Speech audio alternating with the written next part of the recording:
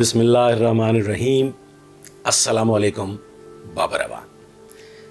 ख़वातीनो हज़रात, दिल खराश वाक़यात रूनुमा हुए मुमलकत खुदादाद पाकिस्तान में, और उनकी क्या वजूहात थीं, उसका पस मंज़र क्या है और उसके पीछे क्या मुहर्रकात रहे होंगे, क्या वजूहात हुई होंगी कि वो दिल खराश वाक़यात सरज़मीन पाकिस्तान पे रूनुमा हुए। मैं ज़रा थोड़ा हट के गुफ्तगू करना चाहता हूँ, और मौजू वही है दहशतगर्दी, टेररिज्म, लेकिन मेरी गुफ्तगू थोड़ी डिफरेंट होगी। बहुत से लोग इस पे मुख्तलिफ गुफ्तगू कर रहे हैं, बहुत से लोग अपनी राय दे रहे हैं, और जो जिसने पढ़ा, जैसा जैसा तजुर्बे से वो गुजरा, वो उसी किस्म की राय रखता है। और कई इंटेलेक्चुअल्स जो हैं, जो मुफक्करीन हैं, मुदब्बरीन हैं, वो अपनी पॉलिटिकल, नॉन पॉलिटिकल और मुख्तलिफ किस्म की राय आप तक पहुंचा रहे हैं।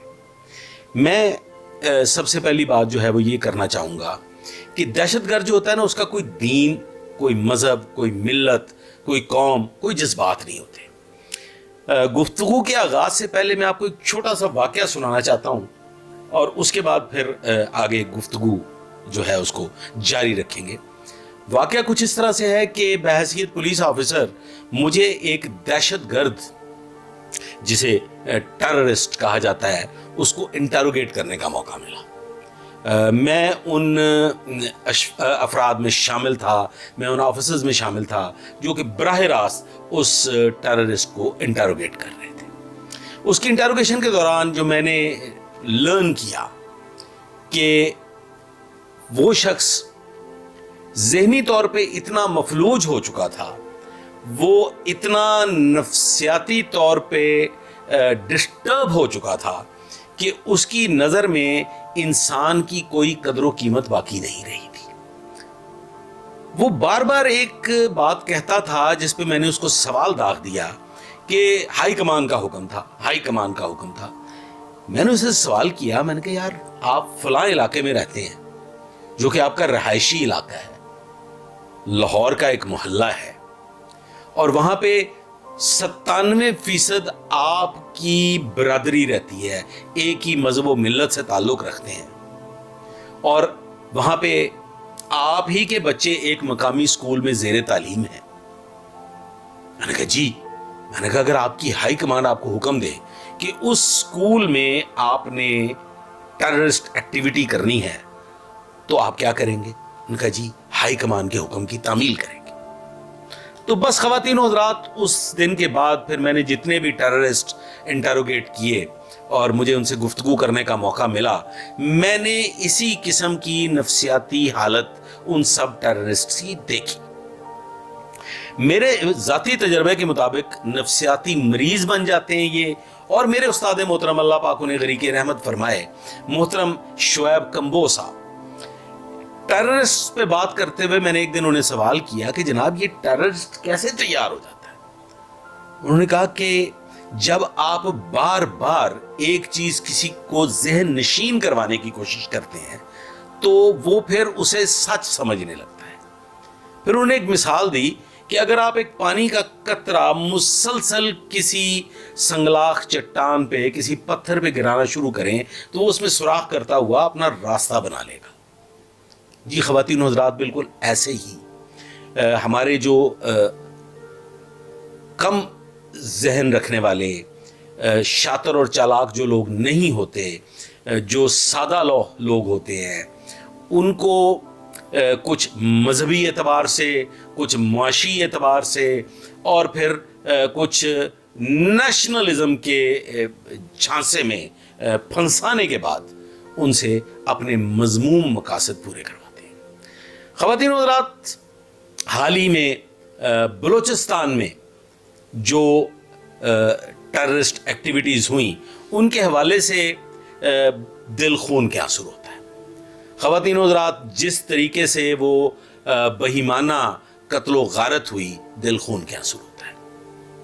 کسی ایک مفکر نے بات کی کہ اگر آپ بلوچستان کو اس کے حقوق دے دیں تو یہ ٹیررزم ختم ہو سکتا ہے۔ میں خواتین و حضرات اس میں ذرا میری رائے مختلف ہے۔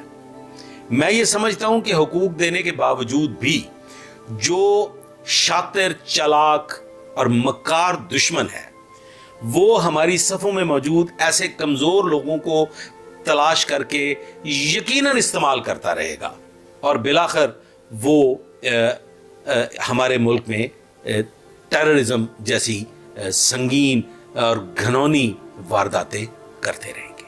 100 سے زیادہ اموات ہو گئیں 3-4 مختلف واقعات میں، اور اس پہ مختلف لوگوں نے مختلف رائے دی۔ میں یہ سمجھتا ہوں جب کوئی شخص کسی عادت میں مبتلا ہو جاتا ہے یا کسی لت میں پڑ جاتا ہے تو پھر اس سے باہر نکلنا نہ صرف مشکل ہو جاتا ہے بلکہ ناممکن ہو جاتا ہے۔ یہیں سے گفتگو کا سلسلہ جاری رکھیں گے ایک چھوٹے سے بریک کے بعد۔ Welcome back. اچھا خواتین و حضرات، ہم بات کر رہے تھے ٹیررزم پہ، تو سلسلہ وہیں سے شروع کرتے ہیں کہ جو کمزور ذہن کے لوگ ہوتے ہیں یا جو لوگ کسی سے بہت جلدی متاثر ہو جاتے ہیں، کسی کے انفلوئنس میں آ جاتے ہیں، اس قسم کے لوگ بڑا بہترین ہدف ہوتے ہیں اپنے مذموم مقاصد کے لیے کسی کو پھنسانے کے لیے۔ دوسری صورت یہ ہوتی ہے کہ یہ نفسیاتی سی بات ہے، یہ تھوڑا ٹیکنیکل بات ہے کہ لوگ جو اس قسم کے لوگ ہوتے ہیں وہ تلاش کرتے ہیں، اور پھر جن میں جو چیز زیادہ پائی جائے، مطلب ایک شخص جو ہے اس کو اگر کسی چیز کا شوق ہے تو اس کو اسی شوق کو مد نظر رکھتے ہوئے اسے پھنسا لیا جاتا ہے اور پھر اس کو استعمال کیا جاتا ہے۔ مختصراً یہ کہ آپ کسی لت کا شکار ہو جائیں، کسی نشے کا شکار ہو جائیں، یا آپ کے نظریات کو ہیپنوٹائز کر کے مسلسل آپ کو فیڈ کر کے مسلسل آپ کو خوراک دے کے آپ کے نظریات کو غلط سمت میں لے جایا جائے تو پھر وہاں سے واپسی مشکل نہیں بلکہ ناممکن ہو جاتی ہے۔ اچھا، میں ذاتی طور پہ اب میری ایک سوچ ہے، میں ذاتی طور پہ نہیں مانتا کہ کوئی بلوچ، کوئی پٹھان، کوئی پنجابی، کوئی بلتی، کوئی گلتی، کشمیری، سرائکی، غرض کے کوئی بھی پاکستانی جو صاحب عقل ہے، صاحب فہم ہے اور وہ کسی نفسیاتی بیماری کا شکار نہیں ہے، وہ دہشت گرد ہو سکتا ہے۔ وہ دہشت گرد نہیں ہو سکتا، وہ ٹیررسٹ نہیں ہو سکتا، کوئی بلوچ بھائی ٹیررسٹ نہیں ہو سکتا، کوئی پنجابی ٹیررسٹ نہیں ہو سکتا۔ اب آ جائیں دوسری جانب اور غور کر لیں۔ بلوچستان جانے کا اتفاق ہوا، وہاں پہ میں نے دیکھا کہ آپ نے بہت سے شہروں کے نام سنے ہوں گے اور بلوچستان کے، تو ہمارا جو سب سے پسماندہ گاؤں آپ لوگوں کے ذہن میں ہے اس کی تصویر اپنے سامنے لے آئیے، تو کوئٹہ کو چھوڑ کے اور چند ایک اور دوسرے شہروں کو چھوڑ کے 5-7 شہروں کو چھوڑ کے باقی وہاں کے تمام شہر ہمارے پسماندہ گاؤں جو ہیں ان سے بھی بدترین حالت میں ہیں۔ وہاں پہ کوئی روزگار کا ذریعہ نہیں ہے، وہاں پہ ترقی نہ ہونے کے بعد ہے ہی نہیں۔ اگر ان چیزوں کو مد نظر رکھا جائے تو ان کا غم و غصہ بنتا ہے، جائز ہے۔ لیکن دوسری جانب اگر آپ نے اس بات پہ غور نہیں کیا تو آج غور کر لیجئے۔ معاف کیجیے گا، بلوچستان میں ٹیررسٹ ایکٹیویٹی کو لے کے جس دن کا انتخاب کیا گیا، میں گہرائی میں نہیں جانا چاہوں گا۔ اس دن ایک بہت بڑا واقعہ پیش آیا بلوچستان میں، اور جس دن وہ واقعہ پیش آیا اسی دن کا انتخاب کیا گیا، اور اسی دن یہ ٹیررسٹ ایکٹیویٹی کر کے تقریباً 2.5 درجن لوگوں کو جو ہے وہ موت کے گھاٹ اتار دیا گیا، اور دیگر واقعات میں کسی میں 6، کسی میں 7، اور پھر اس کے جواب میں کوئی 23-24 کے قریب لوگ جو تھے وہ دنیا سے چلے گئے۔ اور جان گنوا بیٹھے، تو ملا جلا کے اب تک کوئی 90-95 کے قریب لوگ لقمہ اجل بن چکے ہیں۔ خواتین و حضرات، یہ لمحہ فکریہ ہے، یہ بڑے دکھ کی بات ہے، یہ بڑی تکلیف دہ بات ہے۔ ہمیں ان واقعات کو روکنے کے لیے، ہمیں ان واقعات پہ قابو پانے کے لیے اپنے گرد و نواح پہ غور کرنا ہوگا، اپنے رشتہ داروں پہ غور کرنا ہوگا، اپنے دوستوں پہ کڑی نظر رکھنی ہوگی، اپنی اولاد پہ کڑی نظر رکھنی ہوگی، اور دیکھنا ہوگا کہ کہیں وہ کسی سفاک دشمن، کسی مکار عیار دشمن کے ہتھے تو نہیں چڑھ گئے، کسی ناسور کے شکنجے میں تو نہیں پھنس گئے۔ کیونکہ ایک دفعہ کسی ناسور کے شکنجے میں پھنس جانے کے بعد پھر بہت مشکل ہو جاتا ہے واپسی کا سفر۔ اور اس کے ساتھ ساتھ کوشش کریں کہ اپنی آل اولاد کو ہیلدی ایکٹیویٹیز میں لگائیں، فٹ بال پہ لگائیں، باسکٹ بال پہ لگائیں، بیڈمنٹن، ٹینس، گولف، گھوڑ سواری، تیر اندازی، سوئمنگ، ان تمام چیزوں کا شوق پیدا کریں اپنے بچوں میں، تاکہ وہ خرافات سے بچ سکیں اور بری محفل سے بچ سکیں۔ بری محفلیں بالآخر آپ کو لے جاتی ہیں ایک ایسی دلدل کی جانب کہ پھر ایسے واقعات دیکھنے میں آئے ہیں کہ آپ کسی بری لت کا شکار ہوئے اور پھر کسی ناسور کے ہتھے چڑھ گئے اپنی ان ضرورتوں کو پورا کرنے کے لیے، اور پھر جس وقت جب آپ کو ایک دفعہ ہیپنوٹائز کر لیتے ہیں تو پھر آپ نہیں بچ سکتے۔ تو اپنا بہت خیال رکھیں، اپنے گرد و نواح کا خیال رکھیں، اپنے عزیز و اقارب کا خیال رکھیں، اور ملک میں ہونے والی دہشت گردی کی روک تھام کے لیے اپنا بھرپور کردار ادا کریں۔ آخر میں ایک انتہائی ضروری بات جو میں آغاز میں ہی کر دینا چاہتا تھا، لیکن وہ اتنی اہمیت کی حامل نہیں، لیکن میں یہ سوچتا ہوں کہ وہ کر دینی چاہیے۔ نتاشا،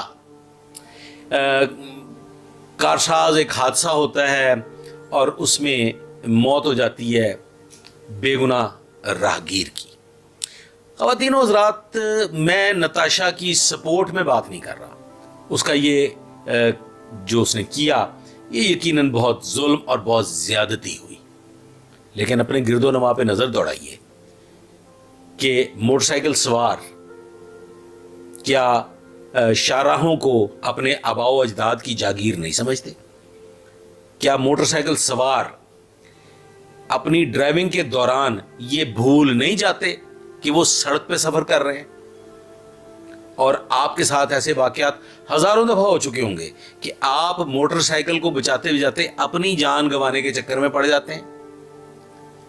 اگر ایک چنگچی ٹریفک سارجنٹ کو کچل دے اور وہ شہید ہو جائے تو اس پہ ہمارا معاشرہ کوئی شور نہیں مچاتا، اور ایک نتاشا کو لے کے سوشل میڈیا پہ کوہرام برپا ہے، ایک قیامت آ چکی ہے۔ کسی کو یاد بھی نہیں ہوگا کہ ایک ٹریفک سارجنٹ کو ایک چنگچی نے کچل دیا اور وہ اپنی جان گنوا بیٹھا، وہ اپنے معصوم بچوں کا سہارا لٹ گیا۔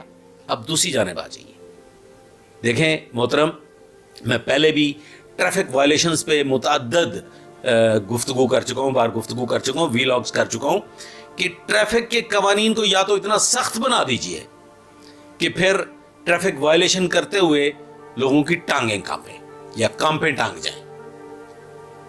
لائسنس جو ہے وہ بنیادی طور پہ لائسنس ٹو کل ہے۔ ٹریفک وائلیشن کے دوران اگر کوئی حادثہ پیش آتا ہے اور کسی کی موت ہو جاتی ہے تو وہ ایک بیلیبل آفینس ہے۔ یس آف کورس، وہ ایک خطا کے نتیجے میں ہونے والی موت کے لیے کچھ رقم مقرر ہے، وہ ادا کرنی پڑتی ہے، وہ ہرجانہ ادا کرنا پڑتا ہے، لیکن یہ ایسا ہرگز نہیں ہے کہ اگر ٹریفک وائلیشن کے دوران کوئی آپ کی گاڑی کی زد میں آ کے جان گنوا بیٹھے تو اس پہ 302 کا پرچہ درج کر دیا جائے، تو اس پہ ہرگز 302 کا پرچہ درج نہیں ہوتا۔ یا تو قانون بدل دیجئے، ٹریفک وائلیشنز پہ اتنی سخت سزائیں مقرر کر دیں کہ پھر لوگ سڑک پہ نکلنے سے قبل 50 دفعہ سوچیں اور ٹریفک وائلیشن کرتے ہوئے اپنے دل پہ ہاتھ رکھیں کہ اگر خدا نخواستہ کوئی حادثہ پیش آیا تو اس کا نتیجہ کیا ہوگا۔ بصورت دیگر اپنے گرد و نواح پہ نظر رکھیں اور دیکھیں کہ موٹر سائیکل، رکشہ اور چنگچی کس بے دردی سے ٹریفک وائلیشن کرتے ہیں اور ایک عام انسان کی زندگی اجیرن بنا رکھی ہے۔ بہت شکریہ، اللہ حافظ۔